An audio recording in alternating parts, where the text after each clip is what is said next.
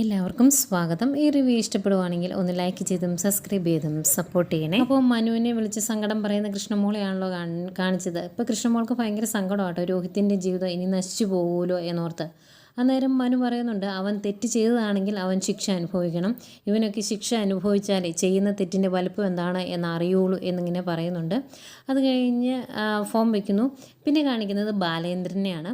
ബാലേന്ദ്രന് ഹോസ്പിറ്റലിൽ കിടന്നിട്ട് ആകെ വിഷമമാണ്.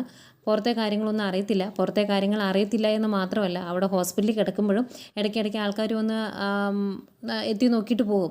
കാരണം ബലാത്സംഗം ചെയ്ത ഒരു പ്രതിയുടെ അച്ഛനാണല്ലോ, ഒന്ന് കാണാൻ വേണ്ടി വരുന്നതാണ്. അതൊക്കെ ഭയങ്കരമായിട്ട് ബുദ്ധിമുട്ടുണ്ടാക്കുന്നുണ്ട് ബാലേന്ദ്രന്. പിന്നെ 3 പെൺകുട്ടികൾ തന്നെയുള്ള വീട്ടിൽ അവർക്ക് ആരുമില്ല, അവർക്ക് സ്കൂളിൽ പോലും പോകാൻ പറ്റാത്ത അവസ്ഥയിൽ അവർ വീട്ടിൽ തന്നെ കഴിയുവാണ്. അതുകൊണ്ട് എനിക്ക് ഡിസ്ചാർജ് വേണം എന്ന് ഡോക്ടറോട് നിർബന്ധിക്കുന്നു.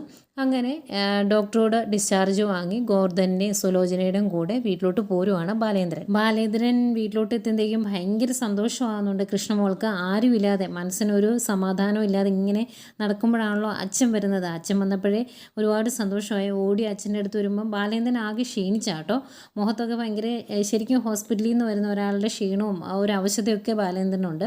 ഏതായാലും അകത്തോട്ട് കയറി വരുന്നു. കൃഷ്ണമോളോട് എന്തുണ്ട് എന്ന് ചോദിക്കുന്നു. കൃഷ്ണമോൾ ആകെ ക്ഷീണിച്ച് മുഖമൊക്കെ അങ്ങ് ഒട്ടിപ്പോയ പോലെ അങ്ങ് എല്ലാവർക്കും വിഷമമാണല്ലോ. ഏതായാലും ബാലേന്ദ്രൻ വീട്ടിലോട്ട് വരുന്നത് കാണുന്ന അലീനയ്ക്കും ഒത്തിരി സന്തോഷമാകുന്നുണ്ട്. ഭവിത മാത്രം അപ്പോഴും റൂമിലാണ്. ബാലേന്ദ്രൻ ചോദിക്കുന്നുണ്ട് കേട്ടോ, ഭവിത എന്തിയാ, അവളെ കണ്ടില്ലല്ലോ എന്ന് ചോദിക്കുന്നു. അവൾ ആ റൂമിൽ തന്നെയാണ് എപ്പോഴും എന്ന് പറയുമ്പോൾ ബാലേന്ദ്രൻ റൂമിൽ പോയി തട്ടി അവളെ വിളിക്കും. തുറന്നു കഴിയുമ്പോൾ നീ എന്താ ഈ റൂമിൽ തന്നെ ഇരിക്കുന്നേ എന്ന് ചോദിക്കുമ്പം ഭവിതയുടെ മുഖത്ത് ഇതല്ലാണ്ട് പിന്നെ ഞാൻ എന്താണ് ചെയ്യേണ്ടത് എന്നൊരു ഭാവമാണ്. അതുപോലെ തന്നെ വൈജയന്തിയും കാണിക്കുന്നുണ്ട്. വൈജയന്തിയുടെ ഈ ചൊറിഞ്ഞ സ്വഭാവം കുറേ കാലമായിട്ട് നേഴ്സുമാർ കാണുന്നതുകൊണ്ട് ഏകദേശം വൈജയന്തി അറിയാം. അതുകൊണ്ടാണെന്ന് തോന്നുന്നു ഒരു നേഴ്സ് ഉപദേശിക്കാൻ ചെല്ലുമ്പം അതങ്ങ് ഇഷ്ടപ്പെടുന്നില്ല വൈജയന്തിക്ക്. വൈജയന്തി പറയുന്നുണ്ട്, ഉപദേശിക്കാനാണെങ്കിൽ വേണ്ട, എൻ്റെ വീട്ടിലെ കാര്യമൊന്നും നിങ്ങൾക്കറിയത്തില്ലല്ലോ.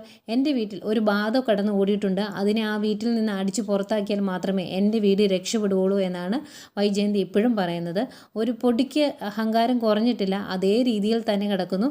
ഇനി അവിടുന്ന് ഇറങ്ങിയിട്ട് വേണം ബാക്കി അംഗം വരുന്നവരോടും പോകുന്നവരോടും ഒക്കെ അലീനയുടെ കുറ്റം പറഞ്ഞാണ് ഇപ്പോൾ പിടിച്ചു നിൽക്കുന്നത്. പക്ഷേ ആ അലീന തന്നെയാണ് ഇനി ഇവരുടെ ജീവിതത്തിൽ എന്തെങ്കിലും ഒരു പച്ചപ്പ് കൊണ്ടുവരുന്നുണ്ടെങ്കിൽ അലീന വിചാരിക്കണം, അലീനയാണ് ഇനി എല്ലാത്തിനും മുന്നിട്ടിറങ്ങുന്നത്. ഏതായാലും പ്രൊമോ ഇതൊക്കെയാണ് കാണിച്ചത്.